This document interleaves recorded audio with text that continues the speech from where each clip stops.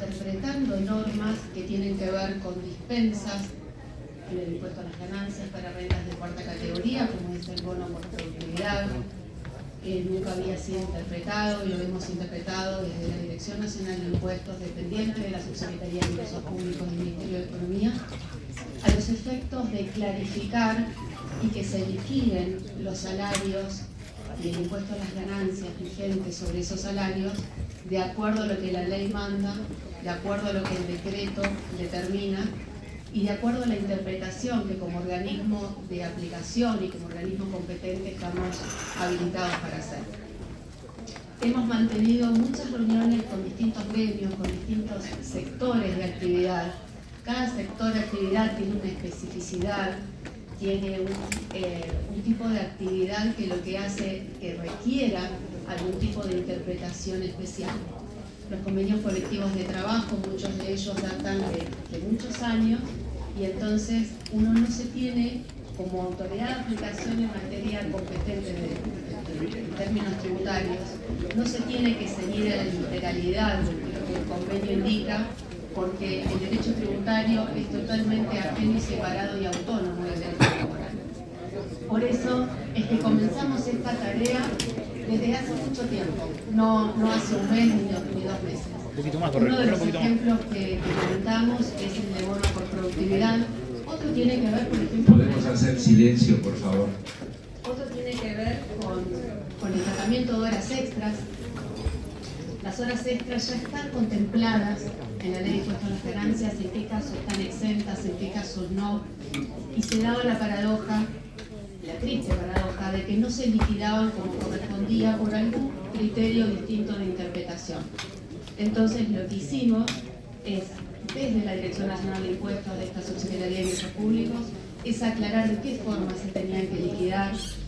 Y además hay distintos sectores de actividad que tienen tantas especificidades como puede ser, por ejemplo, el personal embarcado.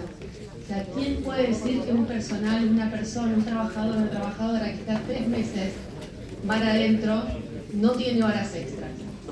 Entonces interpretamos, hicimos un trabajo en conjunto con el Ministerio de Trabajo, con la Administración Federal de Ingresos Públicos, todos funcionarios, personas que estuvimos abocadas día tras día para poder atender las necesidades de cada sector. No hicimos ninguna diferencia, atendimos a todos los sectores y todos los gremios. Dicho esto, lo que hicimos justamente es interpretar lo que la ley vigente contempla para que justamente se aplique un criterio justo a cada uno de los asalariados. Lo que venimos a hacer ahora es algo distinto, es algo superador y que tiene que ver justamente en atender a este sector. ¿Cuáles son las rentas generadas en relación de dependencia? Cuando decimos cuarta categoría nos estamos refiriendo estrictamente a las rentas generadas en relación de dependencia, obviamente que incluye las jubilaciones. En el proyecto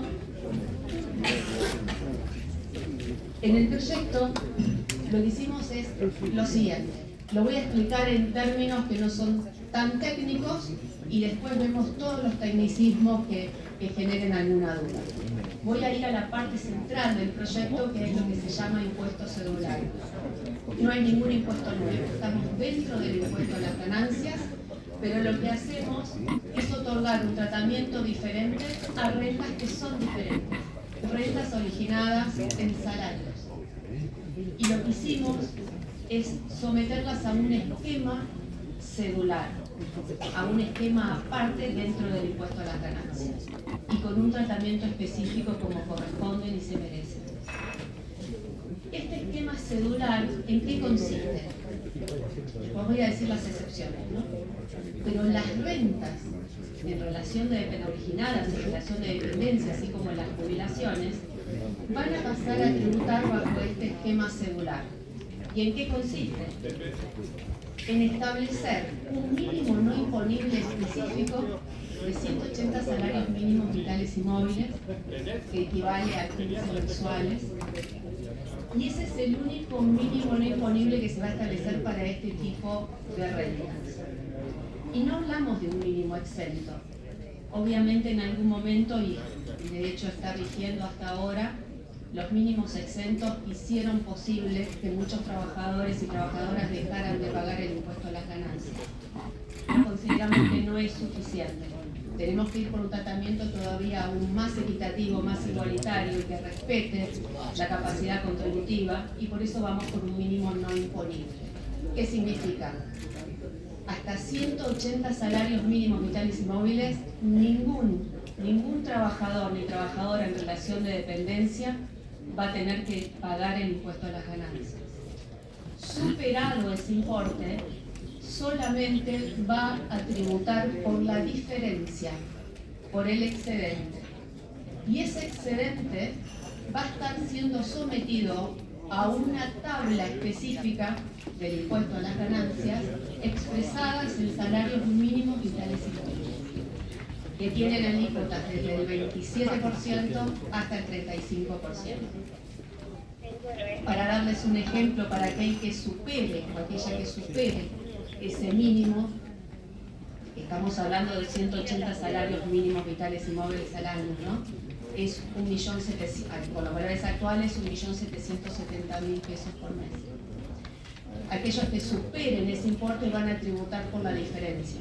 Y supongamos que estamos hablando de que lo supere por tener un salario de 2 millones de pesos brutos, el impacto del impuesto a las ganancias va a ser inferior al 4%.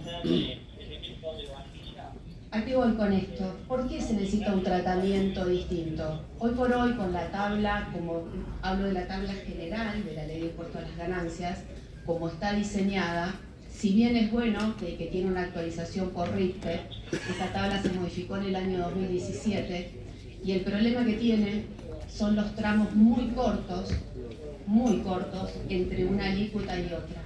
Lo que hace que un trabajador o trabajadora bajo el esquema actual, si no estuviesen los mínimos exentos que fueron introducidos hace 2 años en el Congreso, entonces estaríamos ahí con un impacto directo al 35%.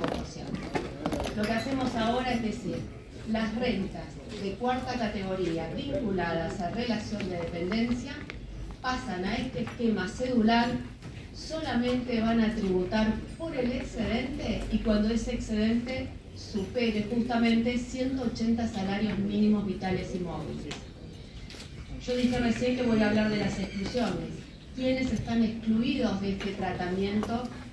Que no lo quiero llamar preferencial, es un tratamiento justo. Es un tratamiento justo para trabajadores y trabajadoras en relación de dependencia. ¿Quiénes son los que van a estar excluidos? En cuanto a Poder Ejecutivo, podemos nombrar con precisión desde secretarios de Estado hacia adelante, también legisladores y legisladoras que van a seguir tributando por el régimen general, como está hasta ahora.